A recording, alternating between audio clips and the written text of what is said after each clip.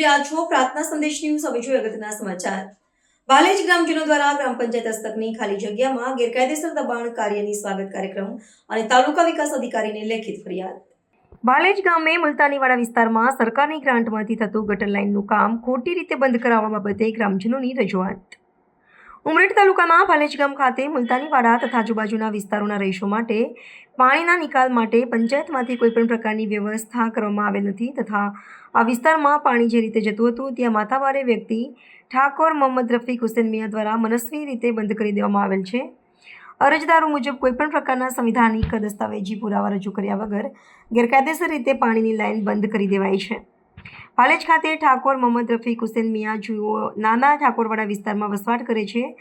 તેઓ વર્ષો જૂની બિનખેતીની જમીનમાં કોઈપણ જાતનો પ્લોટ ધરાવતો નથી. ઉપરાંત ગ્રામ પંચાયતે તેઓને લાગુ નંબરને અડીને આવેલ સરકારી જમીનમાં કોઈપણ જાતનો ભોગ ભાટા પેટે કરાર પેટે તથા અન્ય કારણે જગ્યા ફાળવેલ ન હોવા છતાં માથાભારે ઈસમે કાયદો હાથમાં લઈને ગ્રામજનોને ગ્રામ પંચાયત કચેરી તરફથી અપાયેલ પ્રાથમિક સુવિધા જેવી કે ગટર, પાણી, રસ્તા વગેરેમાં અવરોધ ઊભા કરેલ છે.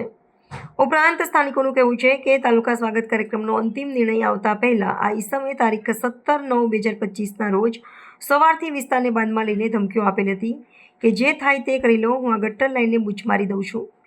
અને તેઓએ ગ્રામ પંચાયતના સત્તાધીશોની હાજરીમાં ગટર લાઇનને સીલ કરીને બૂચ મારીને ગટરના પાણીનો નિકાલ બંધ કરી દીધો છે, જેના કારણે ગ્રામજનોના ઘરોમાં ગટરનું પાણી બેક મારતા ગ્રામજનોએ પંચાયતના સત્તાધીશોને સામાવાળા સામે કાયદેસરના પગલાં ભરવા જણાવેલ. મામલતદાર સાહેબ ઉમરેઠ અને ટીડીઓ સાહેબ ઉમરેઠના હુકમને ગોળીને પી જતી વાલેજ ગ્રામ પંચાયત માજી સરપંચ સાથે ટેલિફોનિક વાતચીત કરવા છતાં જેસીબેન ના રોકાવ્યું તો આ વ્યક્તિ જે સરકારી અધિકારીઓના હુકમનું પાલન નથી કરતો તો પછી એ ગ્રામજનોનું શું સાંભળશે તે તો આવનારો સમય જ બતાવશે. બ્યુરો હેડ બસર મલિક, આણંદ. મારું નામ ચૌહાણ સુરેશભાઈ પાવલભાઈ, ગામ વાલેજ, ક્રિસ્તી ફળિયો. મામલતદાર કચેરીના તાલુકા ઓફિસે શા માટે આવ્યો છો? આ ઘણા વર્ષોથી પાણીનો નિકાલ બાબતમાં અરજી કરી હતી પણ એનો કોઈ જવાબ સંતોષે આપ્યો નહીં અને ગયા મહિનાની 24 તારીખે હું તાલુકા પંચાયતમાં ટીડીઓ સાહેબનો રૂબરૂ મળીને મારી જે અરજી હતી એનો નિકાલ લાવવા માટે વાત કરી હતી પણ એને હજુ નિકાલ હજુ આવ્યો નહીં અને મારો વિડીયો આખા સોશિયલ મીડિયામાં વાયરલ થયો. હજુ કોઈ પણ 15 દિવસનો વાંધો કરીને હજુ કોઈ કાર્ય આગળ થયું નથી. કેટલો ટાઈમ થયો વિડીયો કર્યા અને તમે અરજી આપેલી? 1 મહિનો થયો છે લગભગ. હજુ સુધી નિકાલ હજુ કોઈ નિકાલ નથી. દિવસનું તમને કીધું મને 15 થી 20 દિવસની અંદર તમારું કામ પૂર્ણ થઈ જાય, તમને જાણ કરીશું પણ મને કોઈ જાણ પણ નહીં કરતું અને ક્યારે અધિકારીઓ સાહેબ આવે છે એ પણ જાણ નહીં કરતું અને કાયદેસર ગેરમાર્ગે દોડીને મને આગળનું કાર્યવાહી કરવા દેતા નથી. ગોળ ફેરવી શકે છે એવી રીતે કહી શકાય ને? હા, ગોળ ફરે છે. આ તમારું કામ નહીં થાય તો આગળ તમે શું કાર્યવાહી કરશો? બસ આગળની કાર્યવાહી એક જ વસ્તુ છે કે અમારે જે તાલુકા પંચાયતના જે ટીડીઓ સાહેબને અમે જાણ કરી છે, રજૂઆત કરી છે, અમારે જે ડોક્યુમેન્ટ છે એ આખી સબમિટ કરીને એમને રજૂઆત કરીને આગળની કાર્યવાહી એમને બાહેધરી અમને આપી છે. જાણવા મળ્યું છે કે જે સામે વાળો પક્ષ છે એ થોડો માથા ભરે છે, શું સાચી વાત છે? એ તો ઘણા સમયથી લોકો જાણે જ છે, મારે કહેવાની જરૂર હોતી નથી પણ એ છે માથા ભારે. આગળ તમને ધાક ધમકી આપેલી છે, ગાળાગાળી કરેલી છે? આગળના ઘણા સમયથી એવું તો કરતો જ આવે છે પણ અમે બહુ રજૂઆત નથી કરી પણ હવે કંટાળીને અમે આગળ રજૂઆત કરી રહ્યા છે. સૂત્રો દ્વારા એવું પણ જાણવા મળ્યું છે કે તલાટી સાહેબને પણ એ ગાળાગાળી કરી હતી, તલાટી સાહેબે બી અરજી કરી છે, તે હકીકત છે? હા, જે સ્થળ છે ત્યાં આગળ જે તલાટી સાહેબના જે લોકો આજુબાજુ બધાએ જોયેલું છે કે સાહેબનો ગાળો બોલી છે. મલેક રમીઝ મિયા મારું નામ, હું રહેવાસી ભાલેજનું.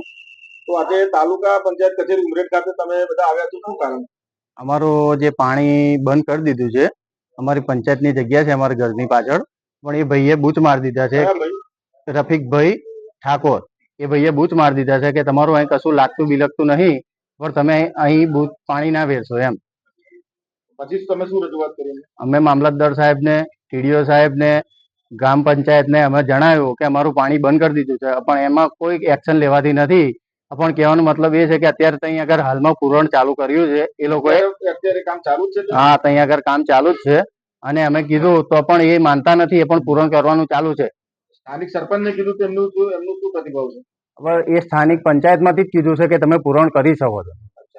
તો હવે તમે જે આ રજૂઆત કરી એમાં તમારા શું અપેક્ષા છે કે સરકારમાંથી શું અને તાલુકા પંચાયત કચેરી મામલતદારમાંથી શું પગલાં લેવામાં આવે? મામલતદાર સાહેબે તો અમને એવું કીધું છે કે તમે પ્રોટેક્શન લઈને પૂરી શકો છો પણ અમને ટીડીઓ સાહેબે એવું કીધું છે કે અમે નિર્ણય કરીશું અને આગળ પગલાં લઈશું.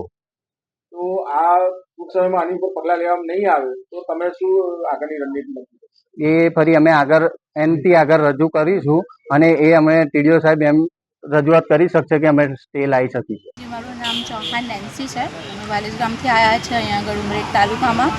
અમારું વિગત એવી છે અહીંયા આગળ કે અમારું મતલબ વર્ષોથી પાણીનું જે નિકાલ છે એ પંચાયતની જમીનમાં કરવામાં આવે છે ને અત્યારે જે એક શખ્સ છે જે અમારી વિરુદ્ધ ઊભા થયા છે ને એવું કહે છે કે આ પંચાયતની જે જમીન છે એમાં અમારા પ્લોટ છે અને અમારા ઘરમાં આવીને દાદાગીરી કરીને અમારું જે પાણી રેગ્યુલર જે રોજિંદા જીવનનું જે પાણી છે એમણે ત્યાંથી નીકળવાનું બંધ કરી દીધું. એટલા માટે અમે અરજી લઈને અહીંયા આગળ આવ્યા હતા કે જે બી જે સરકારી જમીન છે એમાં સરકારનો અધિકાર હોય, કોઈ વ્યક્તિનો અધિકાર ના હોય, બરાબર. એટલા માટે અહીંયા આગળ જે સ્વાગતનું કાર્યક્રમ છે એમાં આવ્યા હતા અને એમાં રજૂઆત કરી હતી કે આ સરકારની જમીન છે તો સરકારના પક્ષમાં જ જવી જોઈએ અને જે સરકારી રીતે નિયમો છે એ રીતે જ કામ થવું જોઈએ.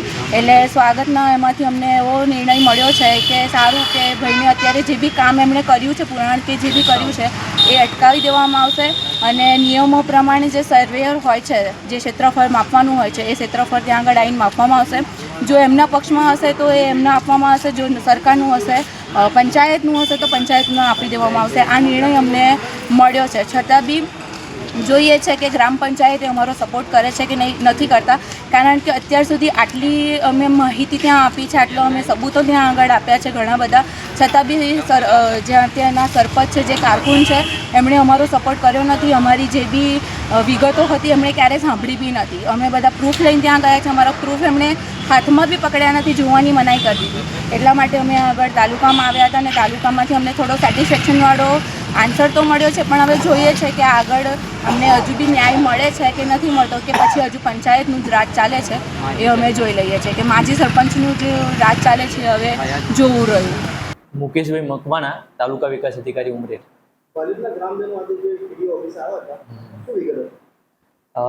પાલેજના અલગ અલગ ફળિયા વિસ્તારના ગ્રામજનોની રજૂઆત હતી કે એમના જે ઘરના ગંદા પાણીનો જે નિકાલ વર્ષોથી થાય છે એ જગ્યાએ કોઈ પ્રાઇવેટ વ્યક્તિએ ત્યાં આગળ જે ગટર લાઈન હતી ત્યાં આગળ અડચણ ઊભી કરી અને જે નિકાલ થતો હતો એને રોકાઈ દેવામાં આવ્યો છે, એવી રજૂઆત પાલેજ ગ્રામ પંચાયતના ગ્રામજનોની હતી.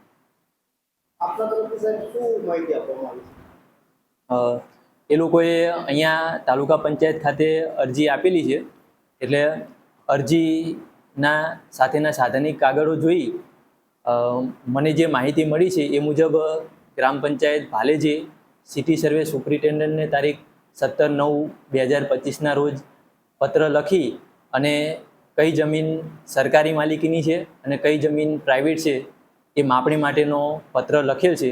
એટલે એ માપણી થયેથી સ્પષ્ટ થાય એવું છે કે કઈ જમીન સરકારી છે અને કઈ જમીન પ્રાઇવેટ છે. ત્યારબાદ જે કંઈ કાયદાકીય પગલાં લેવાના થતા હોય એ લેવામાં આવશે. આપણા તરફથી અત્યારે સૂચન આપવામાં આવ્યું છે સાહેબ કે માટીનું પૂરણ કામ થયેલું છે તે રોકાય દોસ્તી છતાં પણ અત્યારે કામ ચાલુ જ છે, તેના સંદર્ભમાં શું કહે? હા, ગ્રામજનોની રજૂઆતના પગલે મેં સરપંચશ્રી સાથે ટેલિફોનિક વાતચીત કરેલી છે અને એમને જે પણ વ્યક્તિ આ માટી પૂરાનું કામ કરી રહ્યા છે તેમને નોટિસ થ્રુ અને મૌખિક પણ સરપંચને જાણ કરી છે કે એ હાલ પૂરતું તાત્કાલિક એને રોકવામાં આવે અને આનું જે કંઈ પણ જે અરજીઓ આવેલી છે એની તપાસ થયા પછી કામગીરી આગળ વધારવામાં આવે એવી મેં સૂચના આપેલી છે સરપંચે. તલાટીશ્રીને પણ તે સામે જે જે છે સામેવાળો એ વ્યક્તિ ગાળાગાળી કરતો હતો તેવું વિડીયો પણ વાયરલ થયું છે, તેના સંદર્ભમાં શું કહેવા? હા, એટલે આ સમગ્ર અરજી જે આજે આવેલી છે એ એના તમામ મુદ્દાઓની તપાસ કરી અને જે કંઈ પણ દોષિત જે હશે તો એની સામે કાયદા મુજબ પગલાં લેવામાં આવશે. અત્યારે તમારા હુકુમનો પણ અનાદર થઈ રહ્યો છે એ તમે જોઈ શકો, તો ત્યાં હુકુમનું અનાદર થાય છે તેના સંદર્ભમાં આગળ તમે શું કરવી પડશે? હા, એટલે વિગતવાર તપાસમાં જે પણ કોઈની આમાં નિષ્કાળજી અથવા તો એના જે કાયદેસરના જે કાર્યવાહી કરવાની થતી હતી અને જો નહીં કરેલી એવું સાબિત થશે તો પછી કાયદેસરના પગલાં લેવામાં આવશે એની વિરુદ્ધ. પ્રાર્થના સંદેશ ન્યૂઝની તમામ લેટેસ્ટ અપડેટ્સ માટે ચેનલને હમણાં જ લાઈક, શેર અને સબસ્ક્રાઇબ કરો.